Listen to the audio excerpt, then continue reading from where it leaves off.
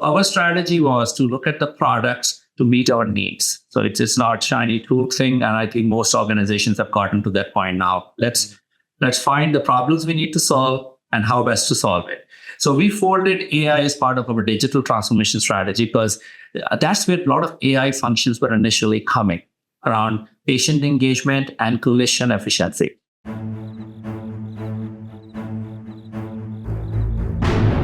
Welcome to the Risk Never Sleeps podcast, in which we learn about the people that are on the front lines delivering and protecting patient care. I'm Ed Gaudet, the host of our program, and today I am pleased to be joined by Inder Kohli, Vice President and Chief Information Officer, CIO at Englewood Hospital. Welcome, Inder. Thank you. Thank you for having me. Yeah, you bet. It's good to see you. So tell us a little bit about your current role in your organization, your health system. Sure. I am Vice President and Chief Information Officer at Englewood Health. Predominantly, my role is really to lead and align all hospital technology initiatives aligned with the strategic priorities of the organization. I cover all things IT, telecommunications, and biomedical engineering as part of my role. And also have a big role in our digital transformation strategy execution, and now, all the generative AI-based tools and solutions. Excellent. Well, we're going to talk a lot about all of those things. Yeah. How did you get into healthcare IT? Oh, that is interesting. That journey, I started over 22 years ago. I mean, as a background, I'm a hardcore technology professional, engineering degree. Started my career as a software engineer, working for mostly banking and financial industry. And then, I think 23 years ago, I accidentally landed into Columbia University Medical Center with an opportunity and was fascinated by really the cutting edge informatic research and solutions that were going on there. And I was lucky to land in the best place for informatics research. That was really my first foray into learning how the research and informatics solutions go from really what you call beds to bedside, because we work very closely with New York Presbyterian Hospital and delivered our solutions there. So right then, within a few years of that, I made a conscious decision to stay in healthcare and stay in healthcare technology. And from there, I switched over or moved over to Hospital for Special Surgery in New York. And that was really a role which gave me the option and privilege of implementing and managing technology solutions like EHRs, imaging technology, device integration, data analytics.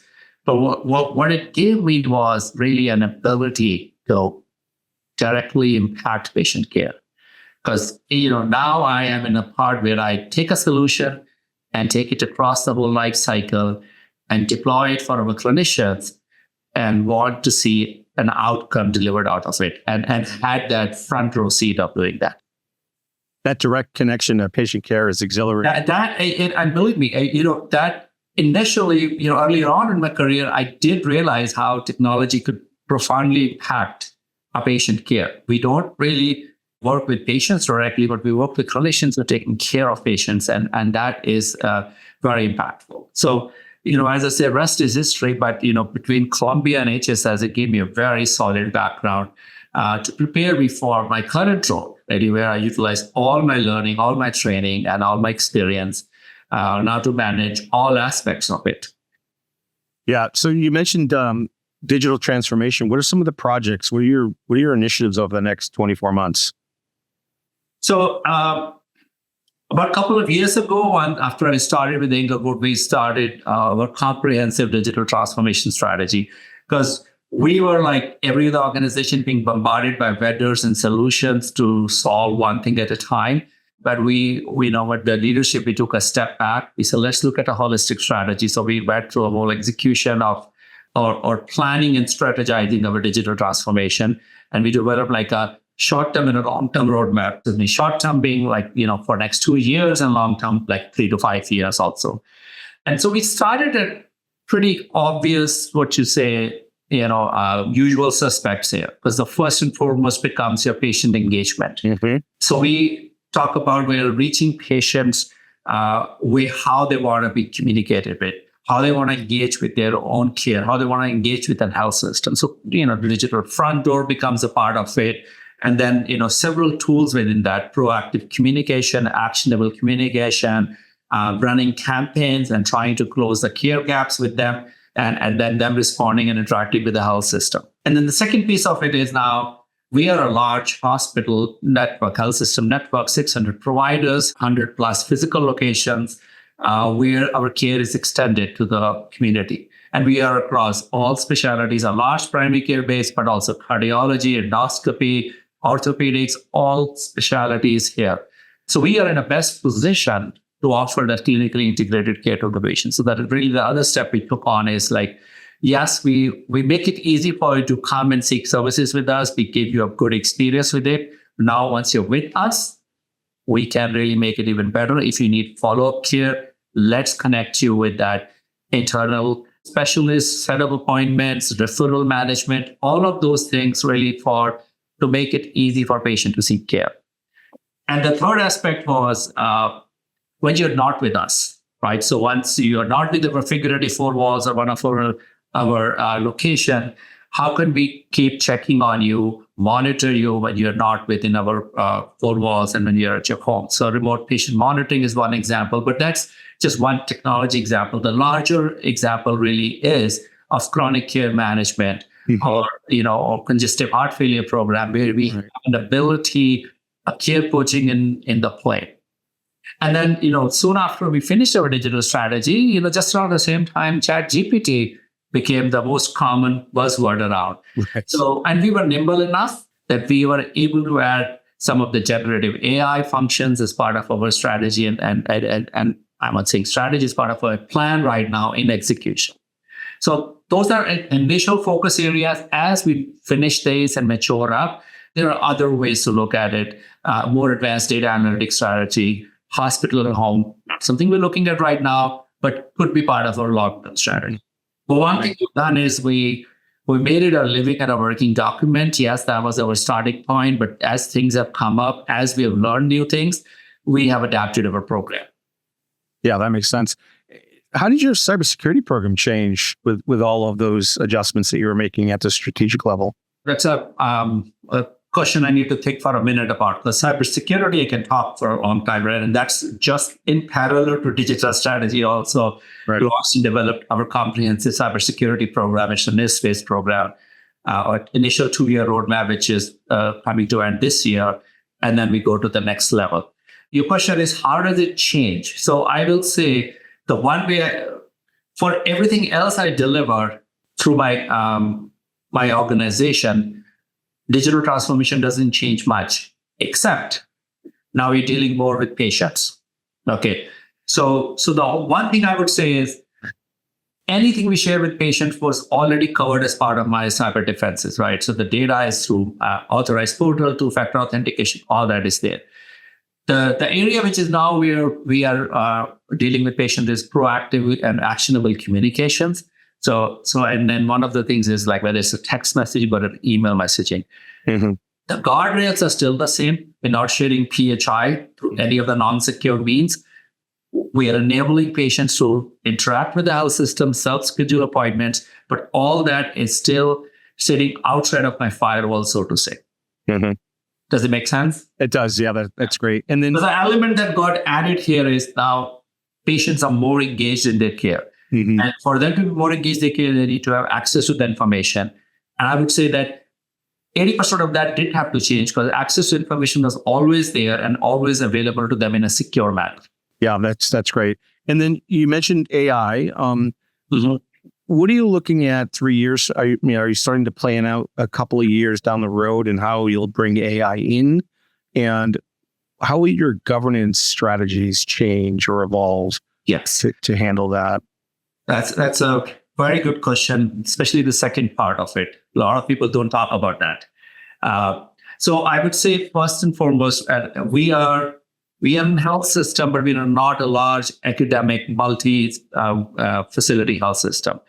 One of our going in strategy with AI is we are not the ones who are going to develop our large language models and put money in research and try to figure out what works for us. So our strategy is working with our vendor partners. Epic is one of our major vendor for EMR, and so one thing I will add, we have single patient record and single network across all our locations, all of our users. So it's the same experience across. So our strategy was to look at the products to meet our needs. So it's not shiny tool thing, and I think most organizations have gotten to that point now. Let's find the problems we need to solve and how best to solve it. So we folded AI as part of our digital transformation strategy because that's where a lot of AI functions were initially coming around patient engagement and clinician efficiency. And I would also add, and you're well aware of it, that AI has been there in our environment for many, many years. I've been using AI, cybersecurity tools, infrastructure tools for a lot of years, and some incredible product. But all this buzz is around generative AI, rightfully so. So our strategy is to see how we can interact with our patients, offer them some of those self-serve capabilities. So virtual agent, they no longer call it chatbot, GenAI-based virtual agents, which initially give you information. And then, of course, the next step we want to make for that is, or proceed with it, is a self-service model where you allow patients to do some of those scheduling and self-services. And that's our plan. That's what we're evaluating. The things we're implementing right now is we're implementing an ambient charting solution for our physicians. Actually, it's going live next week as a pilot, a large pilot. Because just to ease off some of the physician burden with the increased patient engagement. In-basket management, Epic has brought in their tools, which creates a draft response for an in-basket message. And physicians are inundated with in-basket messages. Again, this is the downside of increased patient engagement, that there is a lot of channel. So we're trying to create some efficiency tools. We are looking at solutions for our contact center. Where, again, the first layer could be a generative AI-based virtual agent and then transfer to a live agent. We are looking at solutions for, on the revenue cycle side, the denials management with appeals, letter generation, and all of those. And some of it is, to be honest, a combination of IP and AI, but it's really the value of ability to synthesize large amount of data within a patient chart. On that mention, something we are exploring as a pilot is physician note summary. So physician, before seeing the patient, can go back and summarize last 30 notes. Not possible in the short appointment time for a physician, but something for them to really bubble up at the top. This is what's going on with your patient, and this is what you want to talk about. Inder, I love that approach too, that use case approach, where you're not just jumping in.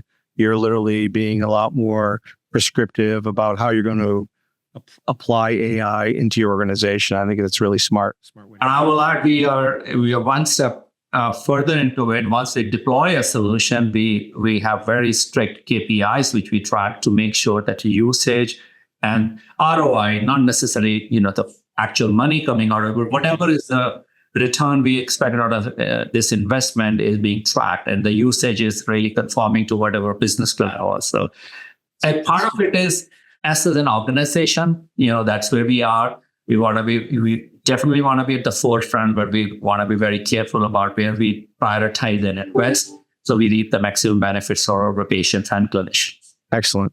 So you got a lot on your plate, a lot to worry about. What keeps you up at night these days? Can I not say cybersecurity? Of course, it's number one, right? That's the front and foremost for me. Because in the end, 80% of the work we do is not sexy. It's not what we go and talk about in talks and conferences and all. But that's the most essential work. And honestly, that's what probably keeps up all at night. That my system is running, the run part of my organization, my infrastructure is running efficiently, my infrastructure is resilient.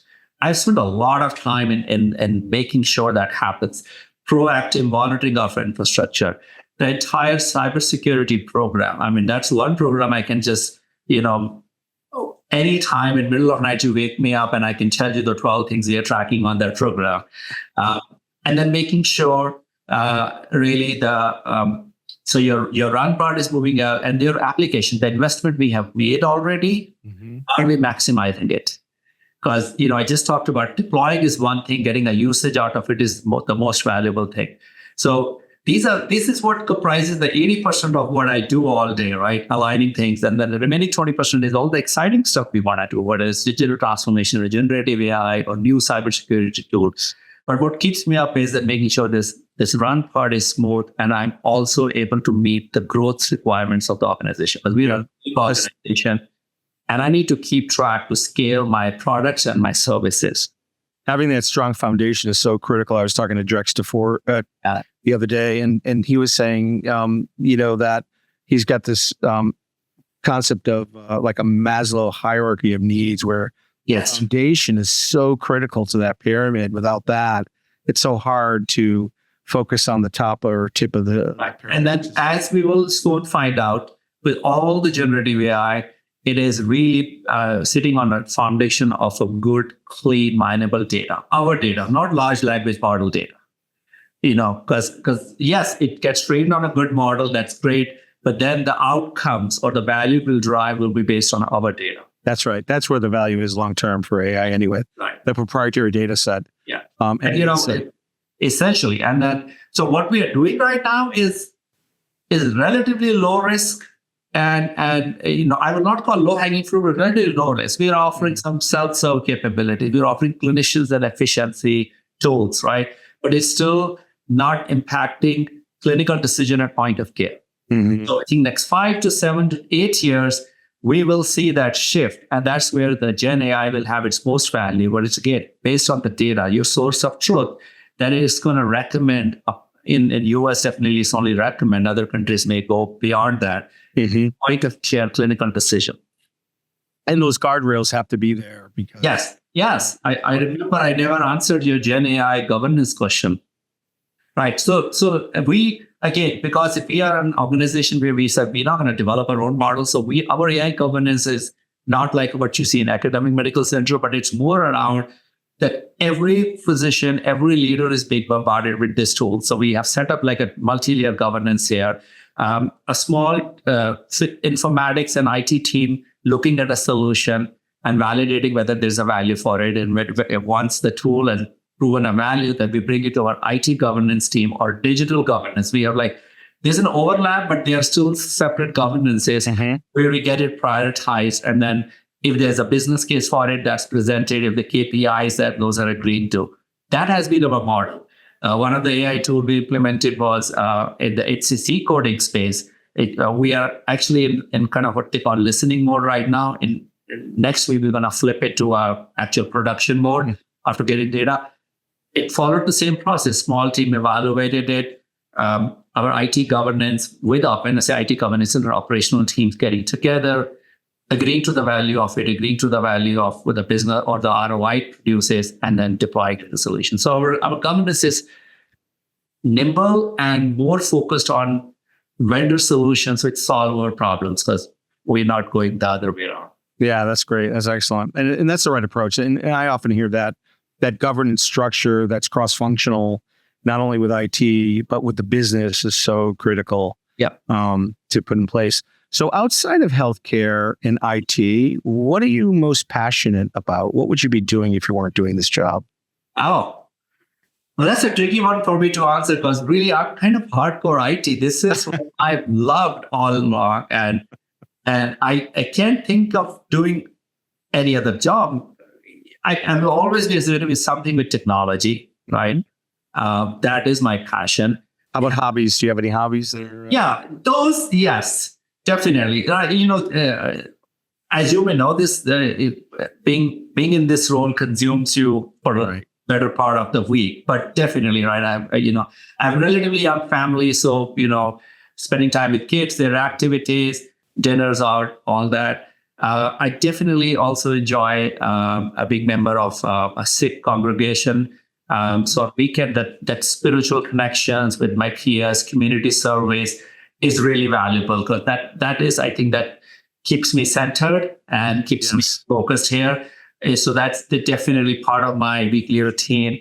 I love gardening. Nice. Amateur gardener, but I think there's something about digging a soil and planting something and watching it grow. This kind of slows down the whole perspective of things, and so I think these are the good things to clear your mind. occasional golf.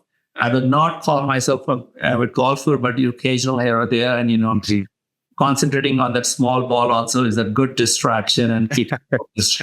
I think overall, that's what I would say. I don't have any crazy skydiving kind of hobbies or something. What type of gardening do you do? I just, to be honest, I plant mostly just flowers in the pots. I don't do the heavy lifting part of the weekly maintenance stuff. Thankfully, I'm so sad. Nice. But I do like planting, definitely planting flowers in spring and summer and taking care of them. Excellent. Yeah, I do a little bit of gardening myself, mostly flowers. So I love that. If you could go back in time, Inder, what would you tell your 20-year-old self? No.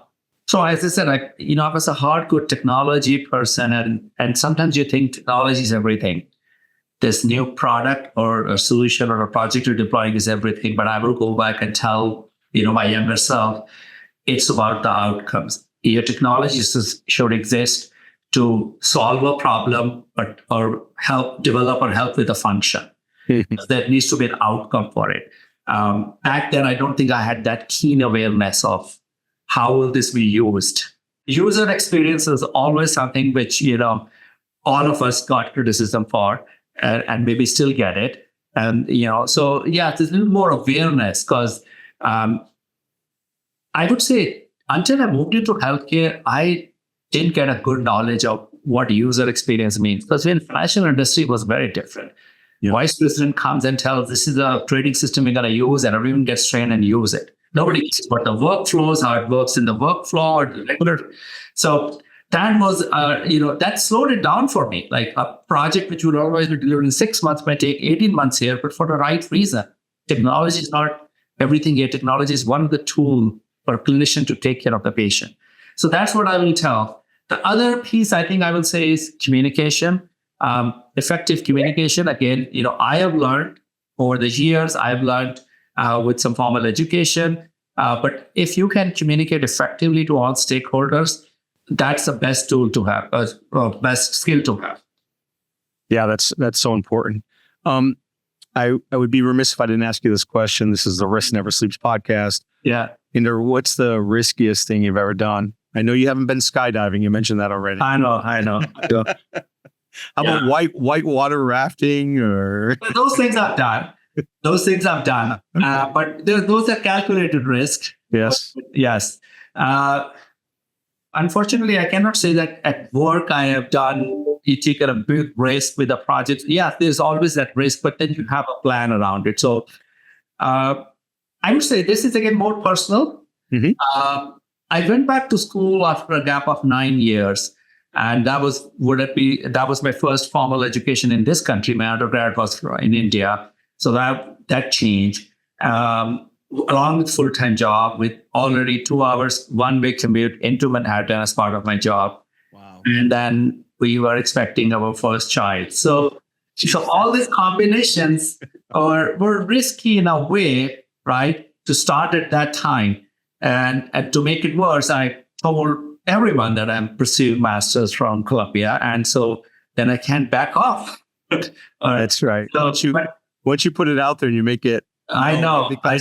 Somebody told me, if you ever had any doubts, put it out there. So that's right. So it was risky at that time, but it's something which has been immensely rewarding experience while I was pursuing that degree, but also since then also. It's just, the communication, the peer group you make, the connections you make, the learning from the discussions, I think. But it first 6 months, I was wondering, what did I get into? Right. I love this question. This is a little off the beaten path, but if you were on a desert island, what 5 movies or record albums would you bring with you? Wow. So now it's an era of streaming and seasons. I know. So do all seasons of Breaking Bad still count as one? Yeah, that's good. I like Breaking Bad. Yeah, so how I love it. Yeah, you could take all of those. Yeah, I'll take that. Among the movies, I think the first one which always shows up on my radar is Few Good Men.